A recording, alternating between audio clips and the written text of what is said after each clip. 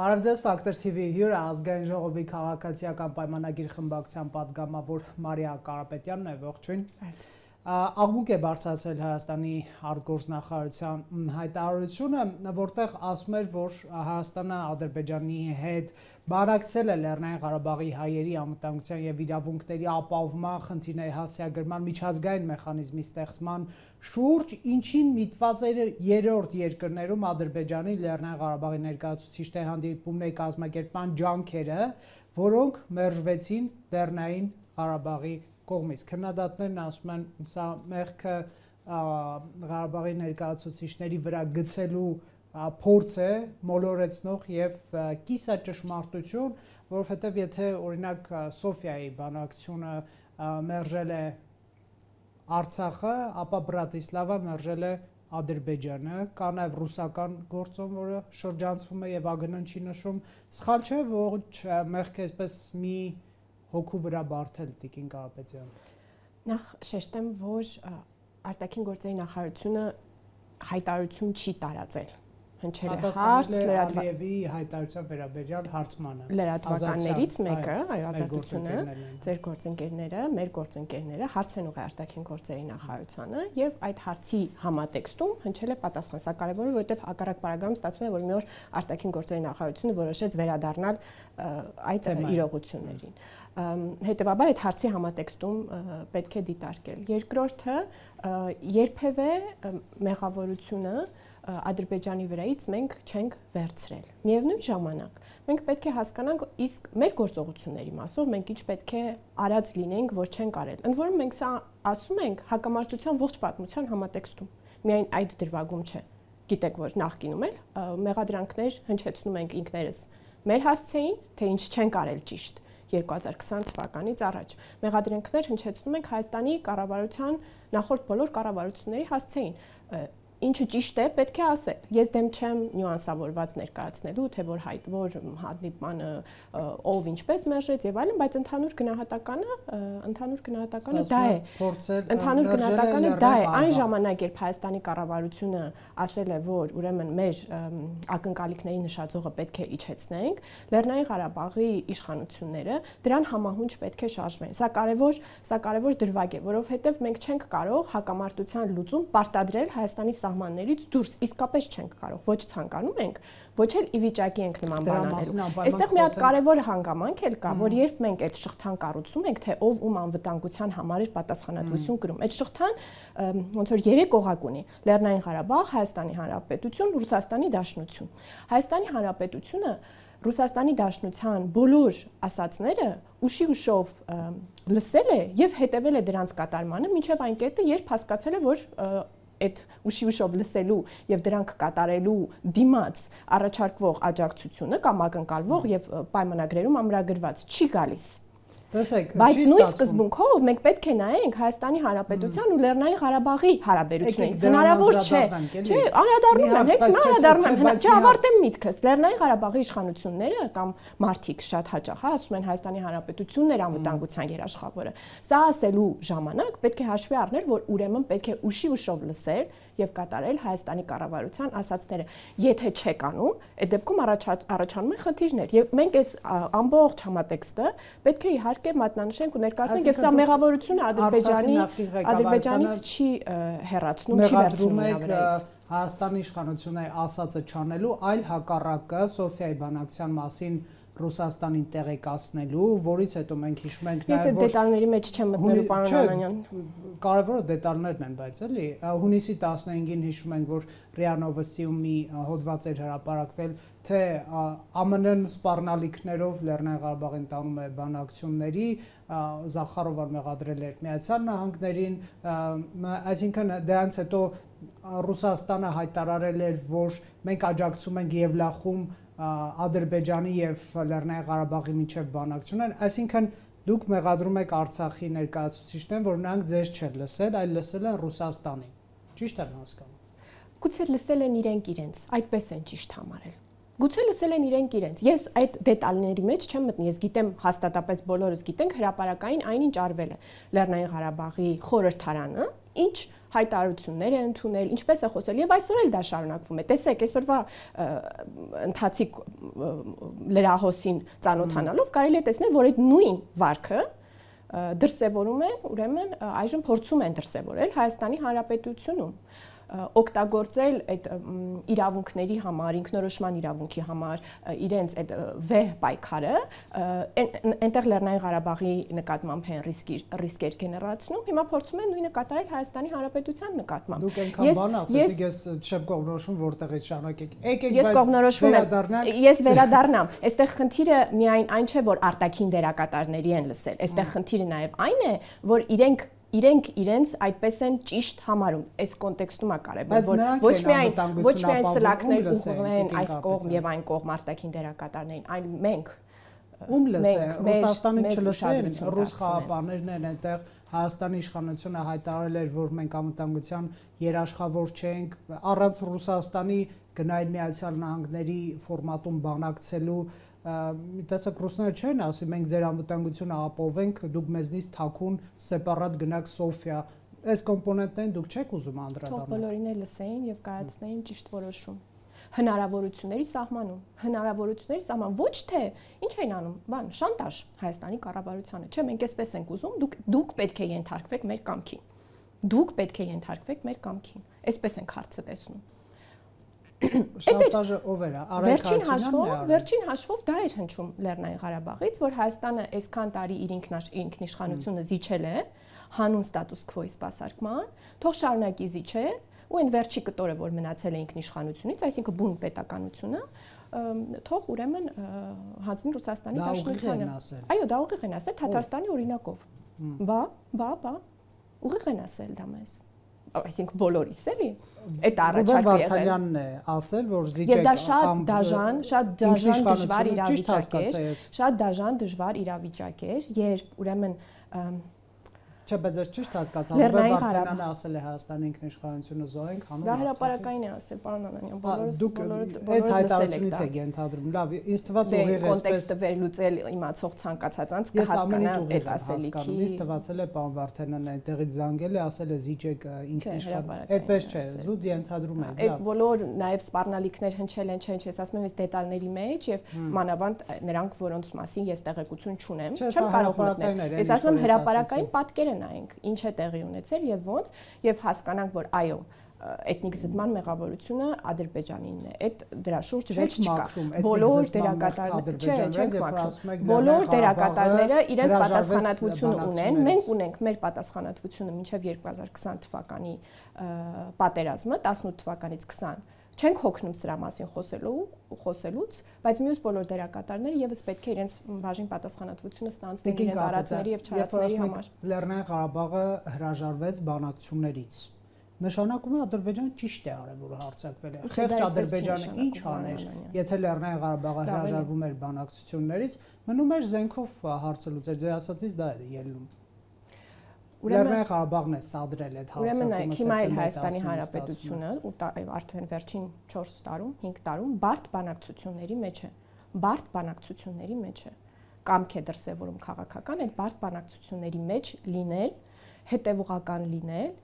եւ առաջ շարժվել։ Այսպիսի վարքեր պետք դրսևորել։ Սա ոչ մի կերպ մեղավորությունը Ադրբեջանի վրայից չի վերցնում։ Ասենք օրինակ Հայաստանի ինքնիշխան տարածքը օկուպացնելու հարցում մերժել է հանդիպել։ Ով է մեղավոր, որ այս սցենարը։ Մի խմբագրեք, հավելյալ նախադասություններ մի ավելացրեք։ Ասվում է այնքանը, որքան ասվում է։ Ասում որ մերժել է Լեռնային Դե ուրեմն բոլոր այն մարդիկ, ովքեր մեզ մեղադրում են, ուրեմն մինչև 2020 թվականը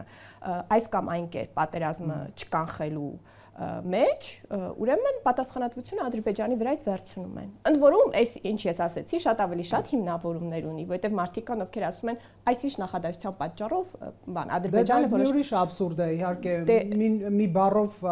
այսպես ասենք, պատերազմ չեն սադրում, հատկապես երբ Ադրբեջանը տասնամյակներով է այդ պատերազմին պատրաստվել, բայց ձեր ասածից էլ մեղավոր չի Ադրբեջանը ստացվում է։ Չէ, այդպես չի։ Այդպես չի։ Մեղավոր։ Այդ նպատակը չեք ունեցել Լեռնային Ղարաբաղին մեղադրել եւ արդարացնել ապագա խաղաղության դարաշրջան բացող Ոչ, մենք բոլորս պետք է պատասխանատվություն ստանձնենք մեր արածների եւ չարածների համար։ Ուտեղ կանգ առնենք։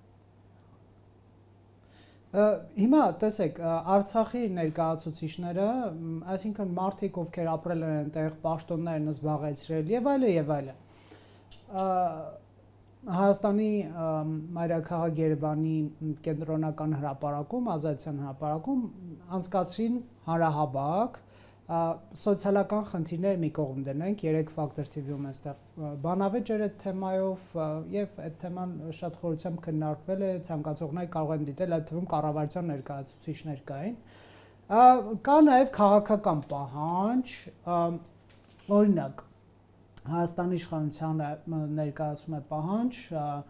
Արցախի ժողովրդի հավաքական վերադարձը պահել կառավարության եւ միջազգային ատյանների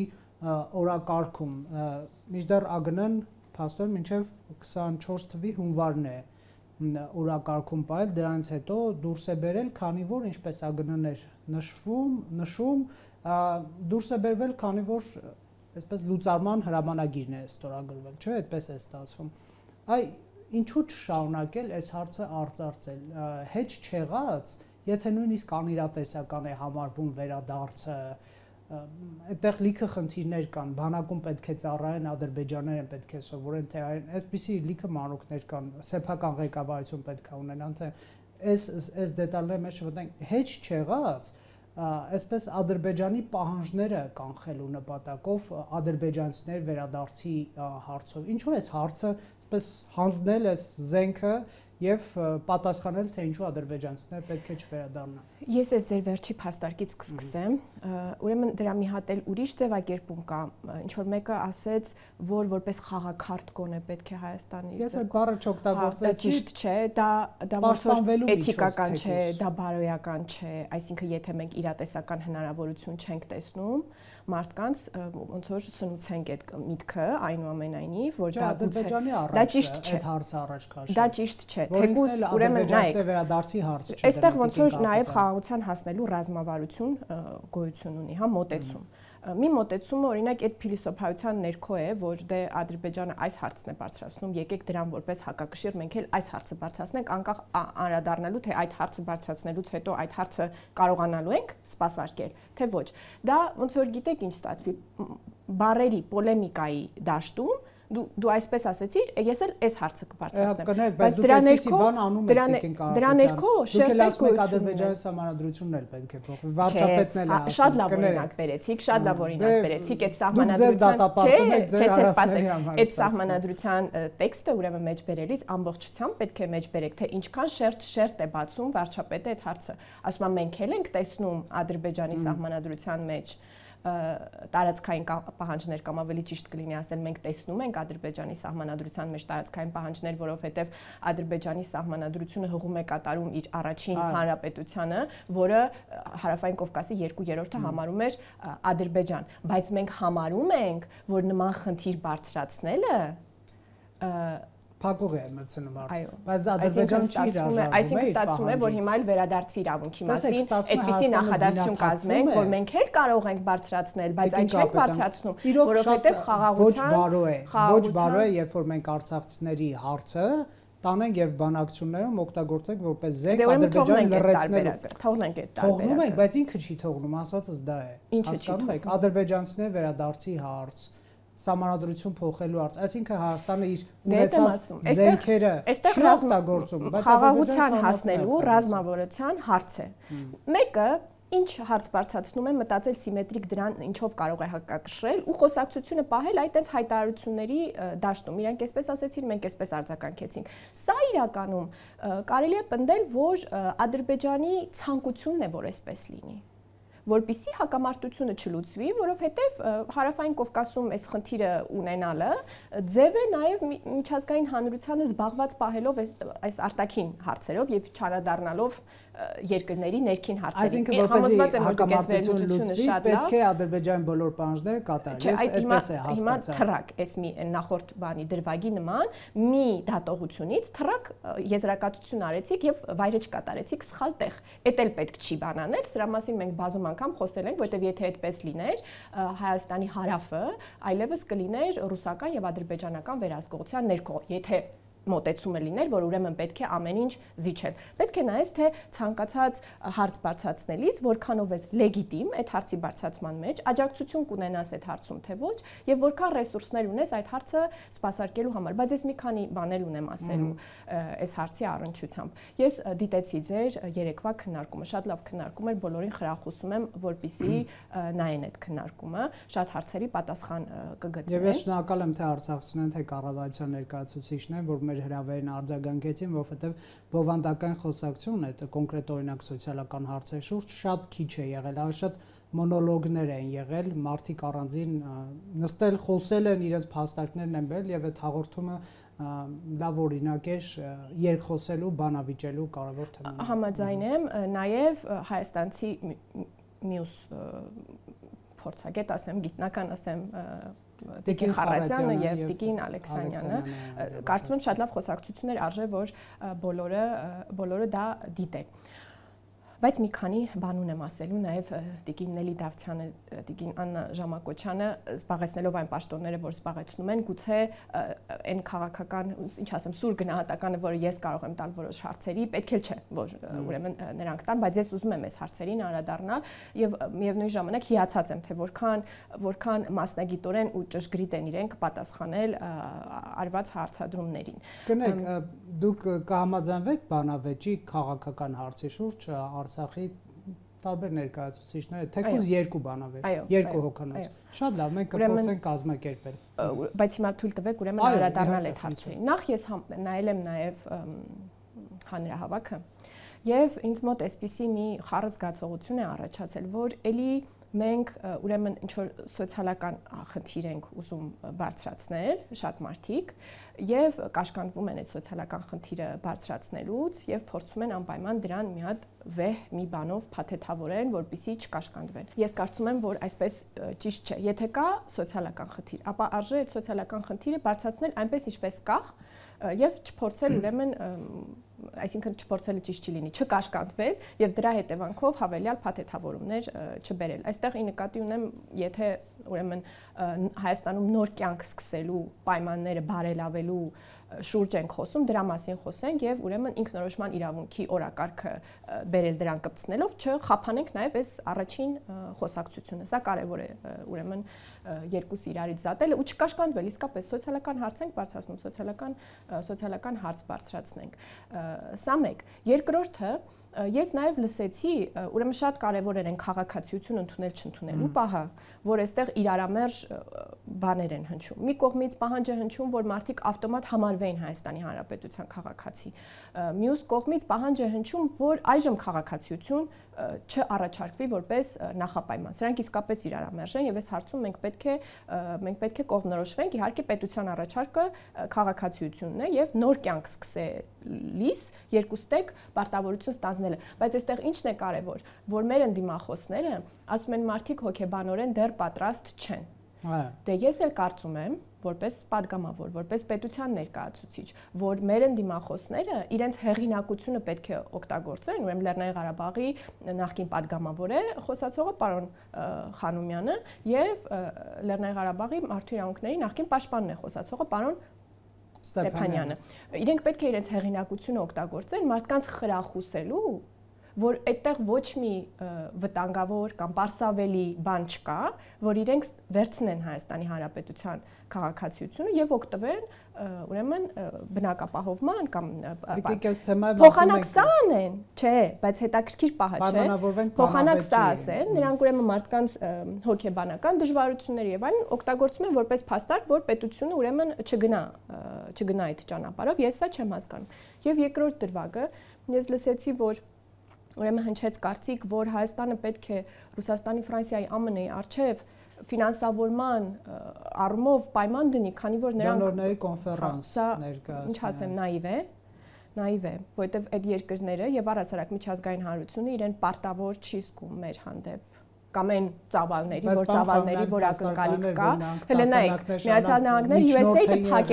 որոշում են կայացրել, պարոն Անանյան, այստեղ է պետք է մի քիչ իրատես լինենք, գնահատենք, չէ, գնահատենք, չէ։ Նայեք, երբ ուրեմն իրավիճակը ստեղծվեց, էթնիկ զտումը տեղի ունեցավ, տեղահանությունը տեղի ունեցավ, մենք միջազգային հարթակներում աշխատող որպես падգամավորներ ուղերձ ենք ստացել կառավարությունից, արտաքին գործերի նախարարությունից, որ մեր բոլոր շփումներում պետք է շեշտենք, որ լավ կլինի, որ միջազգային հանրությունը, դոնոր կազմակերպությունները կամ պետությունները, որոնք ցանկանում են մեզ այս հարցում աջակցել, ուղիղ բյուջետային ֆինանսավորում տրամադրեն։ Այս բառապաշարը տեխնիկական է, բայց սա ինչ է նշանակում։ Սա նշանակում է, որ գումարը տան Հայաստանի Հանրապետությանը, որպեսզի Հայաստանի Հանրապետությունը ուղիղ կարողանա այդ աջակցությունը հասցնել մարդկանց,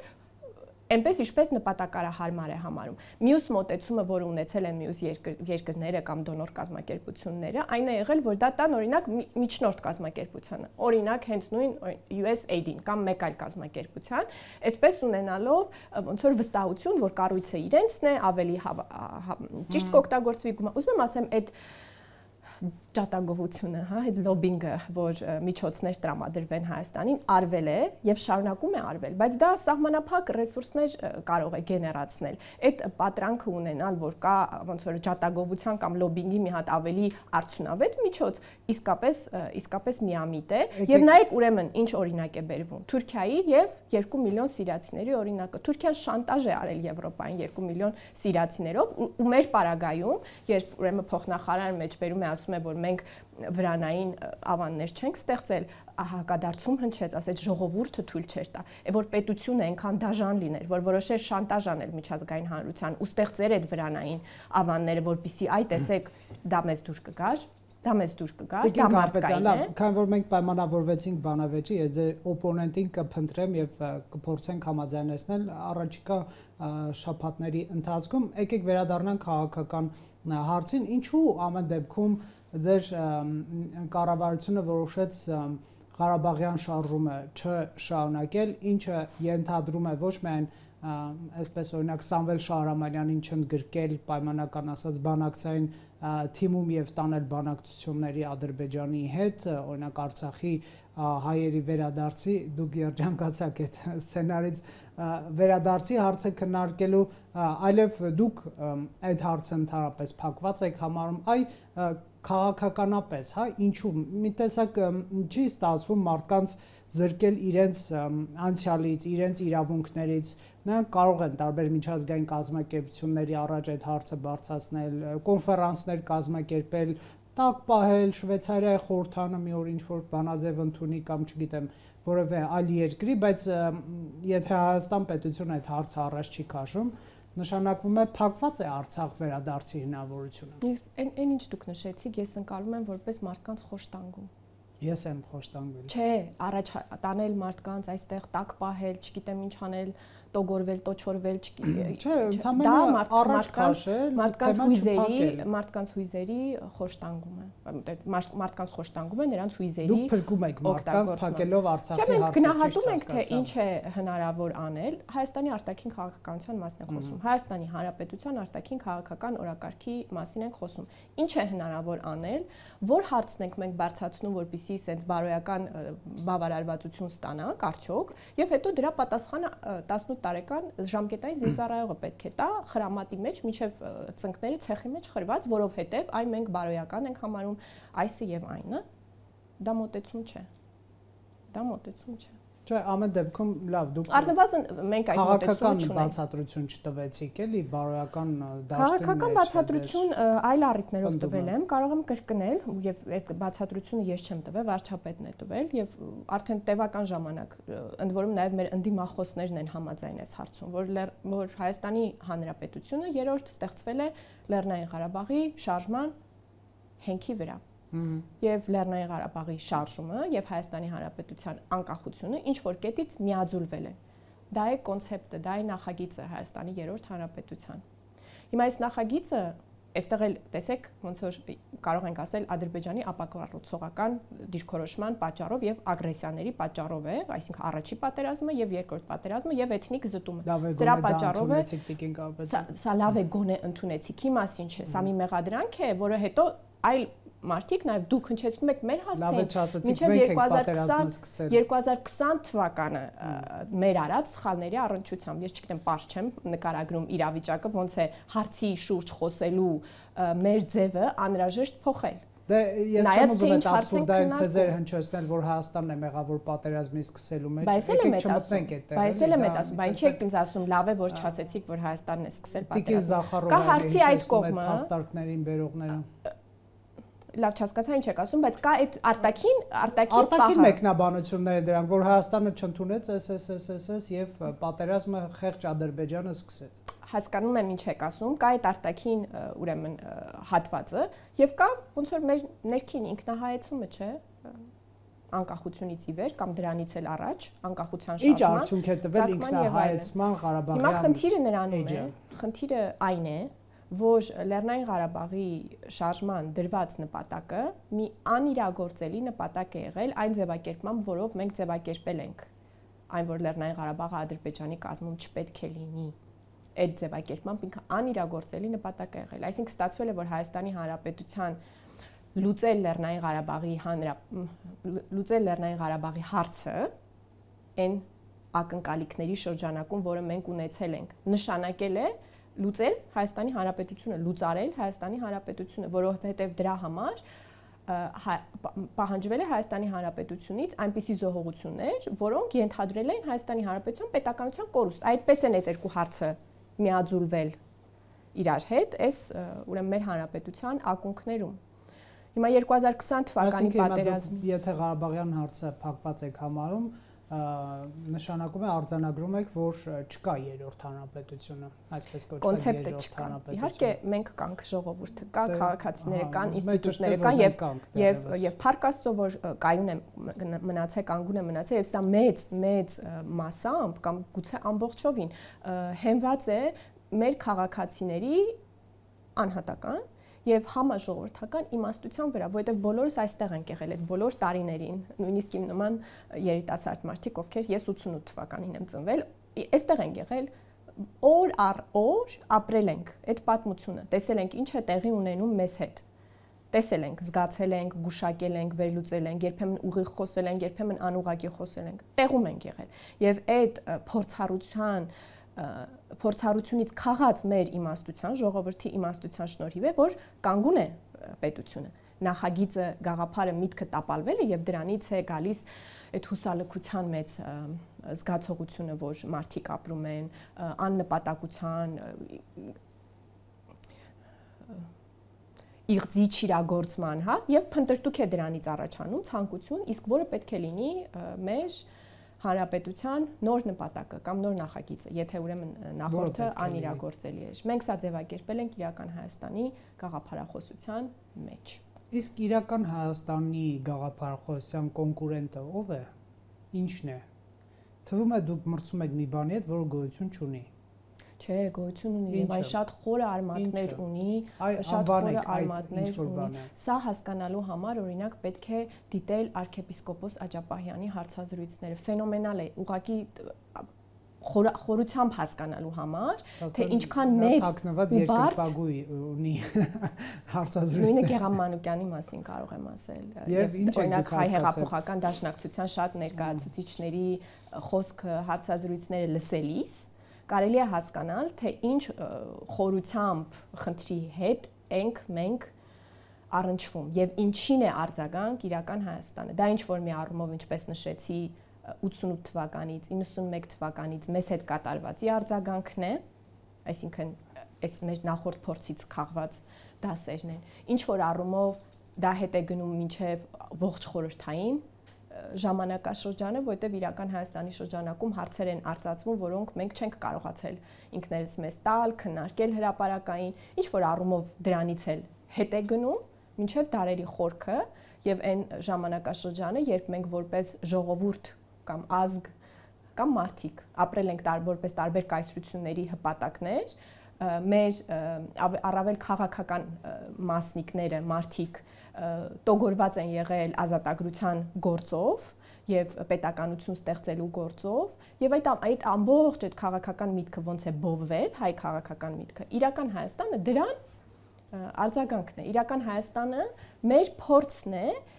մեր նախորդ քաղաքական մտքին, հայ քաղաքական մտքին արձագանքելու եւ մեզ հետ տեղի ունեցածից մեր պատկերացումով, այնպես ինչպես Չանվանեցիք վերջը, ինչին է մրցակից։ Եթե դուք ուզում եք ինձնից լսեք